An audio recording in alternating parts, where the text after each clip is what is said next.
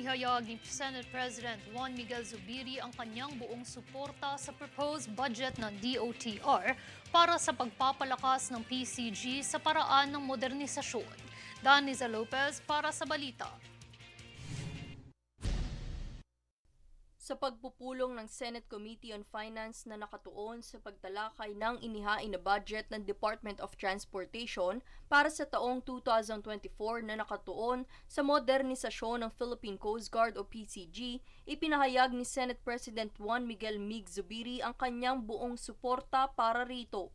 Ayon kay Zubiri, nararapat lamang ito dahil sa mahalagang papel na ginagampanan nito at kontribusyon sa seguridad ng bansa. Ang PCG ay nangangalaga sa kaligtasan ng mga mangingisda laban sa potensyal na pangaharas sa West Philippine Sea, kabilang na rin sa responsibilidad nito ang magpatrol sa karagatan ng West Philippine Sea. Inihayag naman ni PCG Commandant Admiral Artemio Abu na mayroon lamang 10 milyong pisong budget ang ahensya mula 2013 kaya hinikayat niya ang mga senador na aprubahan na ang pondo na nakalaan para sa 2024 na naglalayo ng modernisasyon at dagdag na tauhan. Daniza Lopez nag-uulat para sa One Media Network.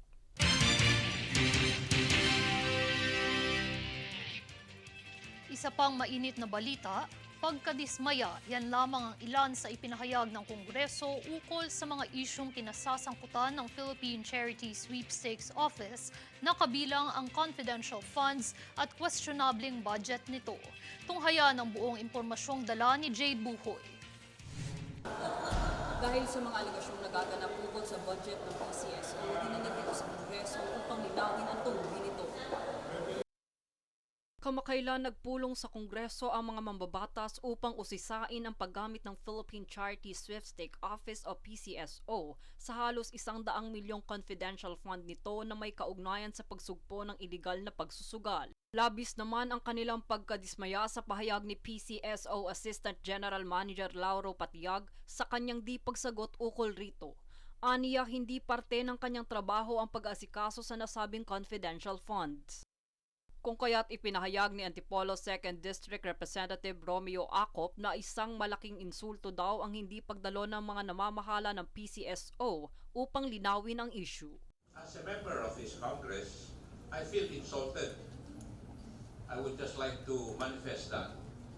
As a member of this House, I feel insulted that the big bosses of the government-owned and controlled corporation known as the PCSO wouldn't attend the budget hearings insofar as their budget is concerned, while secretaries of the different departments of government would be present.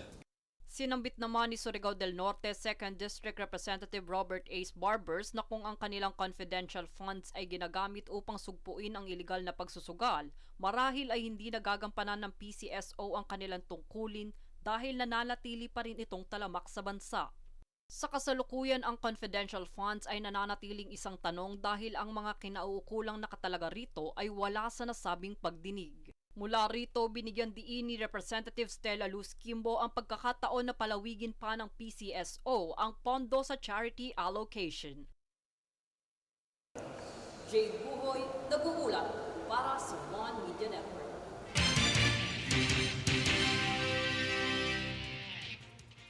Nitong kamakailan lamang ay natanggap na ng Philippine Coast Guard o PCG ang 250 milyong piso na bagong specialized education at technical building na donasyon mula sa gobyerno ng Estados Unidos.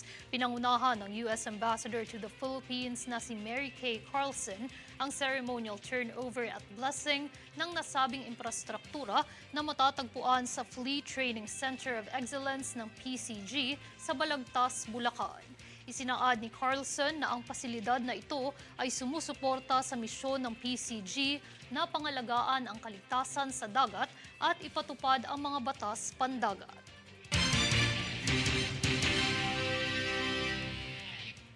Samantala, hinikayat ng National Economic and Development Authority o NEDA ang mga posibleng investors mula sa Doha, Qatar, Dubai at United Arab Emirates o UAE para sa pagtayo ng mga infrastruktura sa Pilipinas, partikular sa Mindanao pati na rin sa sektor na enerhiya. Ayon kay NEDA Secretary Arsenio Balisacan, ang Administrasyong Marcos ay naglalayong bigyang prioridad ang pagpapaunlad ng infrastruktura sa Mindanao dahil ito ay may malaking potensyal sa paglago, lalo na sa agrikultura at agro-processing.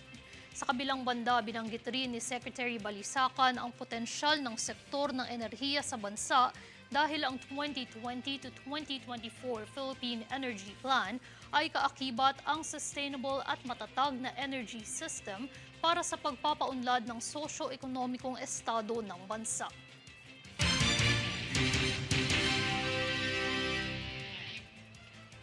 Nakatakdang magbigay ng parangal ang DSWD sa LGU na may pinaka-epektibong programa na masolusyonan ang gutom at seguridad sa pagkain. Daniza Lopez para sa Balita. Nais ng Department of Social Welfare and Development o DSWD na magbigay pugay sa mga lokal na pamahalaan na mayroong natatangi at epektibong programa tungo sa pagtugon sa gutom at seguridad sa pagkain.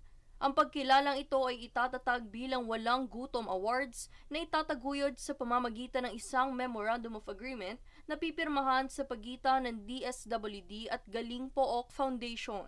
Layunin ng kooperasyong ito na kilalanin at ipagdiwang ang mga tagumpay ng mga LGUs na nagpakita ng kausayan sa pagsugpo ng gutom at pagsusulong ng seguridad sa pagkain.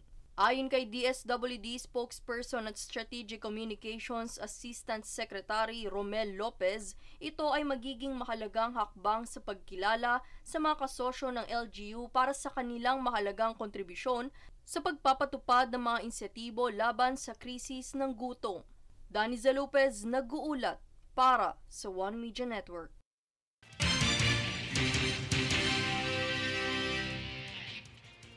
Pinagbigyan ng Commission on Elections o COMELEC ang Department of Social Welfare and Development o DSWD na patuloy na isulong ang ilan sa mga programa nito sa kabila ng election spending ban. Ito ay upang hindi mahinto ang distribusyon ng ayuda sa mga programa ng ahensya sa buwan ng Setyembre at Oktubre. Kasama sa 8 programang magpapatuloy ay ang Tara Basa Tutoring Program, Project Lawa, Food Stamp Program at Centenarian Program. Dagdag pa rito ay magpapatuloy rin ang pagbibigay ng assistance para sa mga apektadong residente ng kalamidad, early recovery at rehabilitation programs.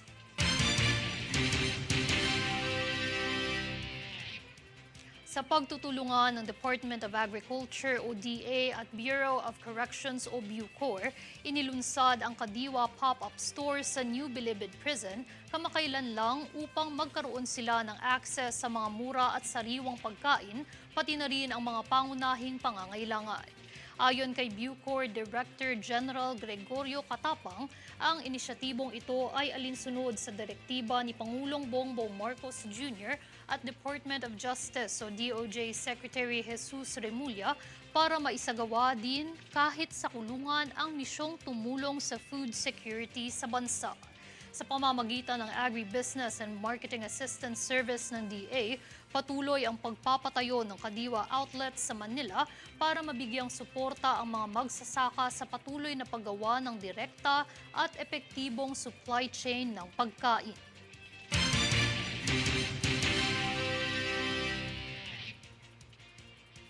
Susunod sa News Force. DOH inilunsad ang Lab for All sa Ilocos Norte upang magbigay ng basic healthcare services. 5 sex offenders hinarang sa immigration. Dark League Studios planong palawakin ang esports sa bansa. Manatiling nakatutok para sa higit pang mga balita sa pagbabalik ng News Force.